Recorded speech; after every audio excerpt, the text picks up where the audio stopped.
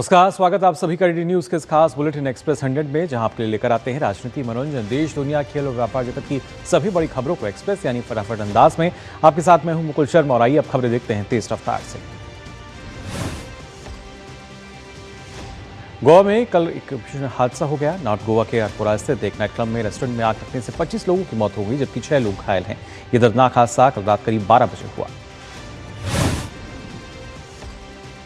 शुरुआती जांच में सिलेंडर ब्लास्ट को मुख्य कारण माना जा रहा है। हादसे में घायल हुए लोगों का अस्पताल में इलाज चल रहा है। जानकारी के अनुसार मृतकों में अधिकतर क्लब के किचन वर्कर थे, जिनमें 3 महिलाएं भी शामिल हैं। गोवा के मुख्यमंत्री प्रमोद सावंत ने इस घटना को दुर्भाग्यपूर्ण बताते हुए कहा कि जिन लोगों की जान गई है, मैं उनके प्रति संवेदना व्यक्त करता हूं। गोवा सरकार की ओर से मामले की पूरी जांच की जाएगी और जो भी दोषी हैं उसे गिरफ्तार किया जाएगा।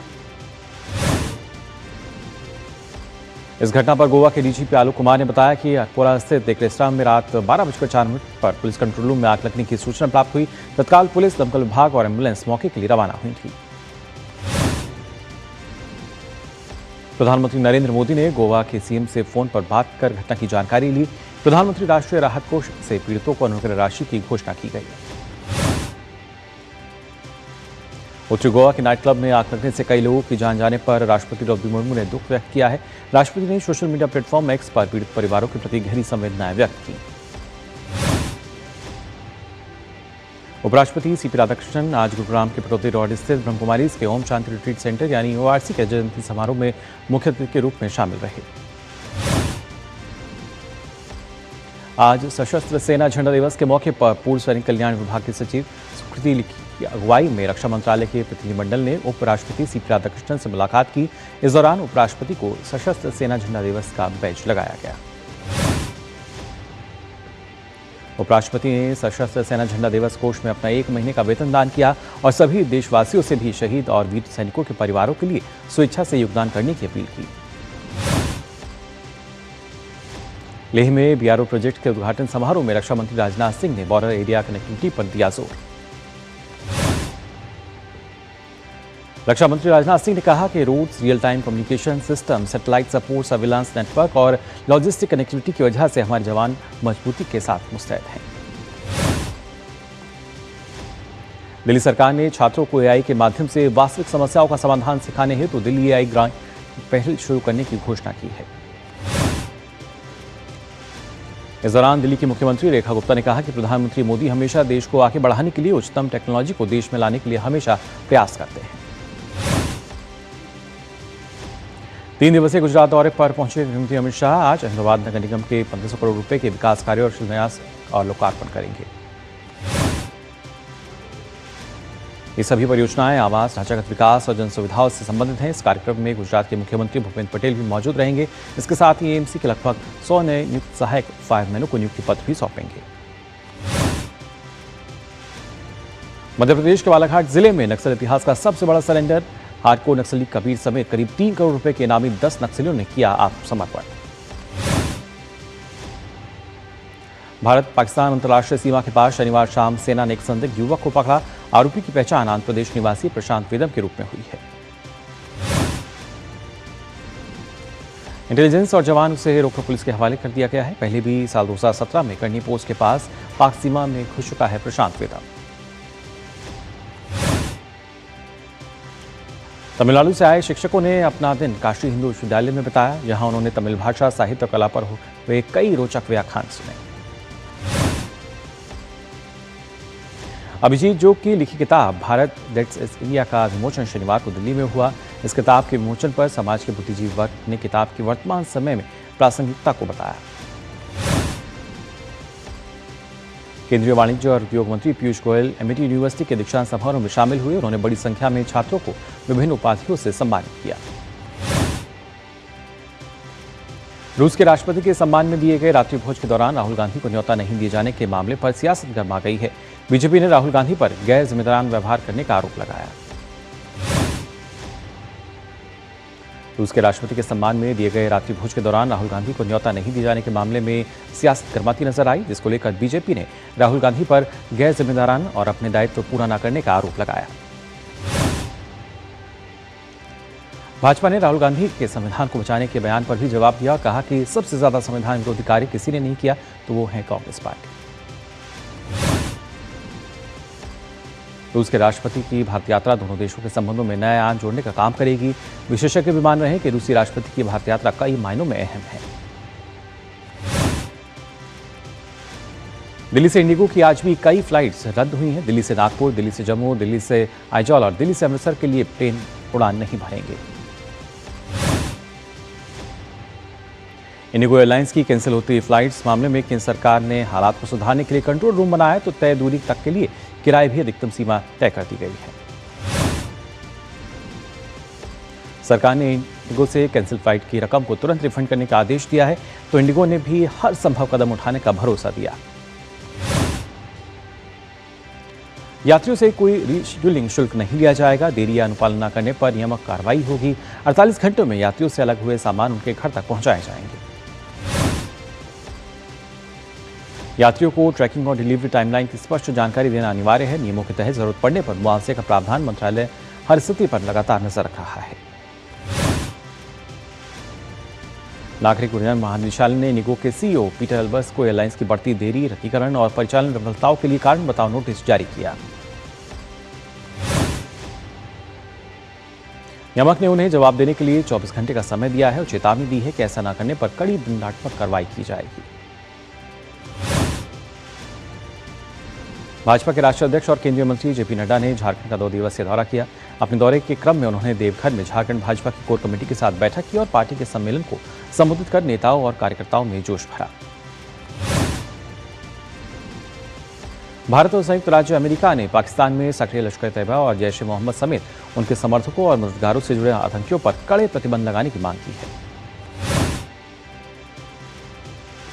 नई दिल्ली में आयोजित काउंटर टेररिज्म पर 21वीं ज्वाइंट वर्किंग ग्रुप मीटिंग और 7वें इंटीग्रेशन डायलॉग में दोनों देशों ने आतंकवाद के सभी रूपों की कड़ी निंदा की। बैठक के दौरान दोनों पक्षों के अधिकारियों ने टेक्नोलॉजी के गलत इस्तेमाल, टेरर फंडिंग और ड्रोन यूएवीज और एआई के जरिए बढ़ते खतरों की व्यापक समीक्षा की।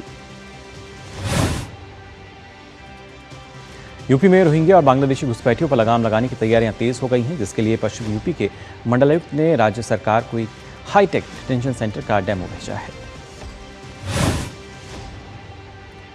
इस डिटेंशन सेंटर में 15,000 लोगों को रखने की क्षमता है। साथ ही सुरक्षा के कड़े और फेस रिकॉग्निशन जैसे आधुनिक इंतजाम भी किए गए हैं। पश्चिमी विक्षोभ के कारण कश्मीर, उत्तराखंड, हिमाचल प्रदेश में बारिश और बर्फबारी की चेतावनी जारी की गई है। बारिश और बर्फबारी की चेतावनी मौसम विभाग ने जारी की है। वहीं दिल्ली में शीतलहर का अलर्ट जारी हुआ है, जबकि तापमान अगले 36 घंटों में 3 से 5 डिग्री तक गिर सकता है। मौसम विभाग ने हिमाचल प्रदेश के लिए बर्फबारी की चेतावनी भी जारी की है। शिमला और मनाली में बर्फबारी हो सकती है। इस बीच तमिलनाडु, पुडुचेरी और आंध्र प्रदेश में बारिश का अलर्ट मौसम विभाग ने जारी किया है।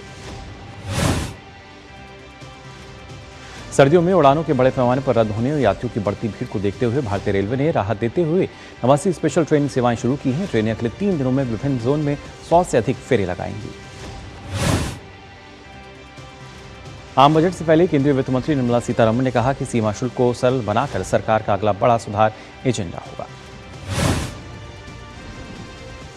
भारतीय रिजर्व बैंक के रेपो दर में आपको बता दें 0.25% कटौती करने के बाद इंडियन बैंक ने अपने रेपो से जुड़ी उधारी दर को 8.2% से घटाकर 7.95% किया। केंद्रीय गृह एवं सहकारिता मंत्री अमित शाह ने गुजरात के वाथरा जिले में बनास डेयरी द्वारा नवनिर्मित बायो सीएनजी और फर्टिलाइजर प्लांट का उद्घाटन और 150 टन के पाउडर प्लांट का शिलान्यास किया।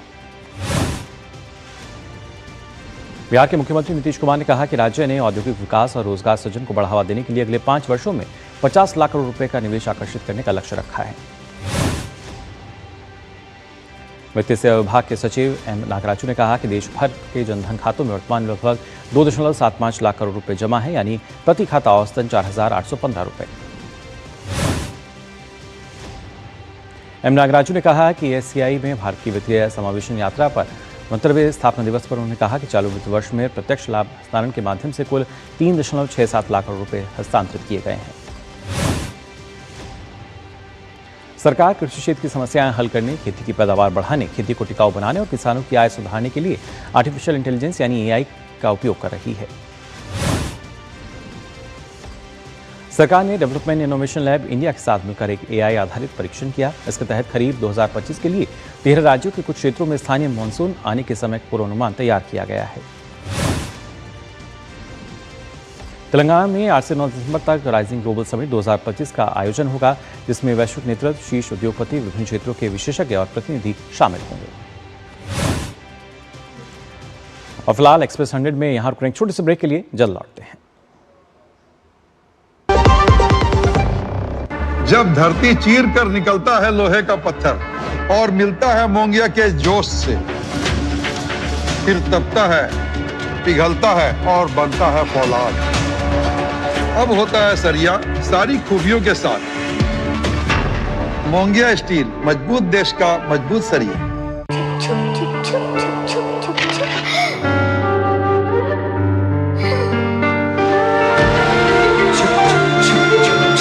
आ जाओ। Yes papa. जिंदगी किसी के लिए नहीं रुकती, हम भी आपको कहां रुकने देंगे। जिंदगी के हर मोड़ पर LIC है तो इंश्योर है। LIC, हर पल आपके साथ। ब्रेक के बाद आप सभी का एक बार फिर स्वागत। आप देखते हैं एक्सप्रेस 100। आइए एक बार फिर से खबर पर नजर डालते हैं फटाफट अंदाज में। भारत फ्यूचर सिटी के लिए तय जगह पर होने वाले 2 दिन के सम्मेलन में 27 विशेष समूह चर्चा का आयोजन करेंगे। केंद्र सरकार के अनुसार नए लेबर कोड एक ऐसा फ्रेमवर्क है जो बेहतर काम के घंटों, स्वास्थ्य सुरक्षा मानकों, सोशल सिक्योरिटी और जेंडर इंक्लूसिव प्रैक्टिस के जरिए माइन वर्कर्स को सशक्त बना रहा है। नए लेबर कोड के तहत अंडरग्राउंड और अबव ग्राउंड वर्कर्स के लिए प्रतिदिन 8 घंटे काम निर्धारित और अधिकतम 27 घंटे 48 घंटे तक सीमित है। वहीं ओवर टाइम भी सामान्य मजदूरी दर से दोगुना है।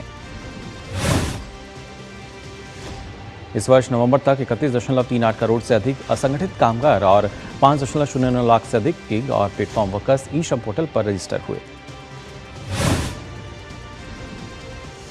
भारत में पिछले 11 वर्षों में इलेक्ट्रॉनिक्स मैन्युफैक्चरिंग में 6 गुना विस्तार हुआ है, जो कि 2014-15 के 1.9 लाख करोड़ रुपए से बढ़कर 2024-25 में 11.32 लाख करोड़ रुपए हुई।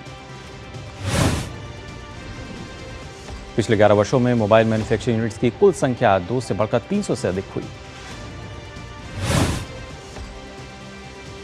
देश के इलेक्ट्रॉनिक्स निर्यात में 2014-15 में 38,000 करोड़ रुपए से 8 गुना बढ़कर 2024-25 में 3.26 लाख करोड़ रुपए हुआ। वहीं इलेक्ट्रॉनिक्स अब तीसरी सबसे बड़ी एक्सपोर्ट कैटेगरी है। भारत का घरेलू मनोरंजन और मीडिया उद्योग 2029 तक बढ़कर 47.2 अरब डॉलर होने का अनुमान है, जो 2024 के 32.2 अरब डॉलर से लगभग 50% अधिक है। भारतीय दूरसंचार विनियामक प्राधिकरण के अनुसार देश में इंटरनेट ग्राहकों की संख्या सितंबर तिमाही में 101 करोड़ के पार हुई है। वहीं इंटरनेट ग्राहकों में वायरलेस यूजर की संख्या 97.33 करोड़ है। योग गुरु बाबा रामदेव ने पतंजलि समूह ने शनिवार को रूस की सरकार के साथ एक सहमति पत्र पर हस्ताक्षर किए, जिसके जरिए उनके लिए इस देश में प्रवेश आसान हो जाएगा। पतंजलि और रूस के बीच हुए MOU का मकसद स्वास्थ्य और आरोग्य, स्वास्थ्य पर्यटन, कौशल युक्त मानव संसाधन और शोध के क्षेत्र में सहयोग को बढ़ावा देना है। SBI और IBA के चेयरमैन चल्ला श्रीनिवास शेट्टी ने कहा है कि हालिया MPC की बैठक में लिए गए निर्णय ये दर्शाते हैं कि देश की इकॉनमी मजबूत बनी हुई है और कम मुद्रास्फीति के साथ विकास की गति तेज बनी हुई है। चल्ला श्रीनिवास शेट्टी ने कहा कि रेट कट, न्यूट्रल स्टांस और टारगेटेड लिक्विडिटी इंटरवेंशन का उद्देश्य कीमत और फाइनेंशियल स्थिरता को बनाए रखते हुए आर्थिक गति को बनाए रखना है। PC jeweller limited Uttar Pradesh के 1000 प्रमाणित स्वर्णकारों को उद्यमी बनाने में मदद करेगा। इसके लिए कंपनी उन्हें ब्रांडिंग, डिजाइन और विपणन जैसी सुविधाओं की सहयोग प्रदान करेगा। अमेरिकी रक्षा मंत्री पीट हेग्सेथ ने रक्षा उद्योग मंच को संबोधित करते हुए कहा कि वह कैरिबियन में एक संदिग्ध ड्रग बोट पर 2 सितंबर को दूसरा हमला करने के फैसले का समर्थन करते हैं। जर्मन चांसलर फ्रेडरिक मर्ज ने कहा है कि उन्हें उम्मीद है कि उनकी यरूशलेम यात्रा के दौरान गाजा शांति प्रक्रिया अगले चरण में आगे बढ़ सकेगी। उन्होंने कहा कि यह दौरा क्षेत्र में तनाव कम करने की दिशा में महत्वपूर्ण हो सकता है। फ्रेडरिक मर्ज ने माना कि गाजा में इजरायली सेना की कार्रवाई ने जर्मनी को एक मुश्किल स्थिति में डाल दिया है। इसके बावजूद उन्होंने स्पष्ट किया कि जर्मनी का रुख नहीं बदला और इजरायल को अपनी रक्षा करने का अधिकार है। यूक्रेन के राष्ट्रपति ज़ेलेंस्की ने शांति योजना पर अमेरिका के साथ बातचीत में प्रगति के संकेत देते हुए कहा कि ट्रंप के विशेष दूत विटकॉफ के साथ महत्वपूर्ण फोन कॉल हुई। अर्जेंटीना ने डेनमार्क से खरीदे गए 6 इस्तेमाल किए हुए F-16 अरब प्रांत के रियो कार्टो एयरबेस पर उतारे, जहां राष्ट्रपति जेवियर माइली और रक्षा मंत्री लुइस पेट्री ने एक विशेष समारोह में इनका स्वागत किया। इस मौके पर राष्ट्रपति माइली ने कहा कि एक ऐतिहासिक दिन है और इन विमानों के आने से अर्जेंटीना अब अधिक सुरक्षित होगा। दक्षिण अफ्रीका के प्रिटोरिया शहर के पास सॉल्सविले टाउनशिप में एक बार गोलीबारी में हुई, जिसमें 11 लोगों की मौत हो गई जबकि 14 अन्य घायल हो गए। मृतकों में एक 3 साल का बच्चा भी शामिल है। दक्षिण मध्य सूडान में बच्चों के एक किंडरगार्टन पर एक अर्धसैनिक समूह द्वारा किए गए ड्रोन हमले में 33 बच्चों सहित 50 लोगों की मौत हो गई। मृतकों की संख्या बढ़ने की आशंका है। कनाडा के आदिवासी समुदायों की 62 पुरानी और महत्वपूर्ण कलाकृतियां जो लगभग 100 साल से वेटिकन के पास थी, मॉन्ट्रियल हवाई अड्डे पर वापस पहुंची। कनाडा वापस आई इन वस्तुओं में 100 साल पुरानी नुइट कैट भी शामिल है। कलाकृतियों को लेकर आए एयर कनाडा के विमान का स्वागत करने के लिए प्रथम राष्ट्र के कई नेता हवाई अड्डे पर रहे। ग्रीस में किशोर की पुलिस द्वारा हत्या की 70वीं बरसी पर एथेंस में बड़े पैमाने पर विरोध प्रदर्शन हुआ। इस दौरान प्रदर्शनकारियों और पुलिस के बीच झड़प भी हुई। दंगा नियंत्रण पुलिस ने भीड़ को हटाने के लिए आंसू गैस और फ्लैश बम का इस्तेमाल किया और कई लोगों को गिरफ्तार किया। क्यूबा के हवाना में सैकड़ों क्यूबाई लोग इकट्ठा होकर अमेरिका के वेनेजुएला नीति का विरोध प्रदर्शन उन्होंने किया। इस दौरान लोगों ने झंडे लहराए और वेनेजुएला के राष्ट्रपति निकोलस मादुरो के समर्थन में नारे लगाए। वेनेजुएला के राजदूत ऑर्लैंडो मानेरो ने रैली को संबोधित करते हुए क्यूबा का धन्यवाद किया और कहा कि वेनेजुएला की संप्रभुता के खिलाफ अमेरिका की कार्रवाई को रोका जाना चाहिए। लिथुआनिया का विल्नियस हवाई अड्डा अपने हवाई क्षेत्र को बंद करने के बाद फिर से खुला। हवाई अड्डे ने इसे बेलारूस द्वारा किए गए हाइब्रिड हमला बताया। लिथुआनिया का दावा है कि बेलारूस ने भेजे गए गुब्बारे उसके हवाई क्षेत्र में प्रवेश कर रहे थे। सरकार का कहना है कि गुब्बारे सिगरेट तस्करों द्वारा भेजे जाते हैं, जो अवैध सामान पहुंचाने का तरीका है। भूमध्य सागर पार करने की कोशिश कर रहे प्रवासियों की एक नाव ग्रीस के क्रीट द्वीप के दक्षिण में डूब गई, जिसमें कम से कम 18 लोगों की मौत हो गई। अधिकारियों के अनुसार 2 लोगों को पानी से जीवित बाहर निकाल लिया गया है। बाकी लापता लोगों की तलाश के लिए रेस्क्यू ऑपरेशन जारी है। भारत ने तीसरे वनडे में दक्षिण अफ्रीका को 9 विकेट से हरा दिया। इस जीत के साथ भारतीय टीम ने 3 मैच की सीरीज 2-1 से अपने नाम की। मैच में रोहित शर्मा ने 73 गेंद पर 75 रन की पारी खेली। इस बीच रोहित ने अंतर्राष्ट्रीय क्रिकेट में अपने 20,000 रन भी पूरे किए। यशस्वी जायसवाल ने अपना पहला वनडे शतक पूरा किया। यशस्वी जायसवाल 116 रन बनाकर नाबाद रहे। मैच में विराट कोहली ने 65 रन की पारी खेली। सीरीज में 2 शतक और 1 अर्धशतक लगाने के लिए कोहली को प्लेयर ऑफ द सीरीज चुना गया। विशाखापट्टनम वनडे में भारत ने 20 वनडे के बाद टॉस जीतते हुए पहले गेंदबाजी का फैसला किया। दक्षिण अफ्रीका की टीम 47.5 ओवर में 270 रन बनाकर आउट हो गई। टीम इंडिया के कोच गौतम गंभीर ने यशस्वी जायसवाल की प्रशंसा की। उन्होंने कहा कि वनडे क्रिकेट में एक बार अपनी लय हासिल करने के बाद यशस्वी बहुत कुछ हासिल कर सकते हैं। न्यूजीलैंड और वेस्टइंडीज के बीच पहला टेस्ट ड्रॉ रहा। आखिरी दिन 531 रन के लक्ष्य का पीछा करते हुए वेस्टइंडीज की टीम ने दूसरी पारी में 6 विकेट पर 457 रन बनाए। ब्रिस्बेन टेस्ट में इंग्लैंड पर हार का खतरा मंडरा रहा है। मैच के चौथे दिन ताज़ा समाचार मिलने तक इंग्लैंड ने अपनी दूसरी पारी में 6 विकेट खोकर 210 रन बना लिए हैं। ब्रिस्बेन टेस्ट में इंग्लैंड की पहली पारी में बनाए गए 334 रन के जवाब में ऑस्ट्रेलिया ने अपनी पहली पारी में 511 रन बनाए थे। पुरुषों के जूनियर हॉकी विश्व कप के सेमीफाइनल में आज भारत का सामना 7 बार के चैंपियन जर्मनी से होगा। भारतीय टीम की नजर 9 साल बाद ये खिताब अपने नाम करने पर है। इंटर मियामी ने पहली बार मेजर लीग सॉकर कप के अपना नाम किया। इंटर मियामी के वैंकूवर व्हाइटकैप्स को 3-1 से मात देकर खिताब अपने नाम किया। मियामी के लिए रॉड्रिगो डिपॉल और कैरियो ने गोल किए, वहीं लायनल मेसी ने 2 असिस्ट किए। लायनल मेसी का ये पहला MLS लीग खिताब है। अमेरिका जाने के बाद से मेसी सबसे अच्छा उनके लिए सीजन रहा है। इंटर मियामी के प्रमुख कोच जेवियर ने कहा है खिताब जीतने में मेसी की भूमिका अहम रही है। उन्होंने कहा कि मेसी खिताब जीतने के लिए ही आए थे। लिवरपूल के स्टार मोहम्मद सलाह ने शनिवार को लीड्स यूनाइटेड खिलाफ ड्रॉ में बेंच पर बिठाने के लिए क्लब के मैनेजमेंट की आलोचना की। उन्होंने कहा कि अब एनफील्ड में उनके ज़्यादा दिन नहीं बचे हैं।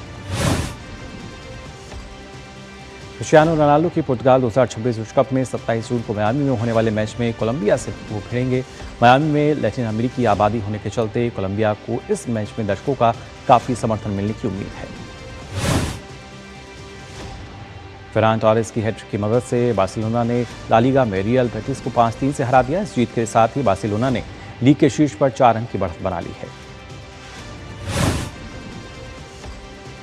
बुंदेसलीगा में हैरिकेन की हैट्रिक की मदद से बायर्न म्यूनिख ने स्टुटगार्ट को 5-0 से हरा दिया। हैरिकेन के नाम अब सिर्फ 22 मैच में 28 गोल हो गए हैं।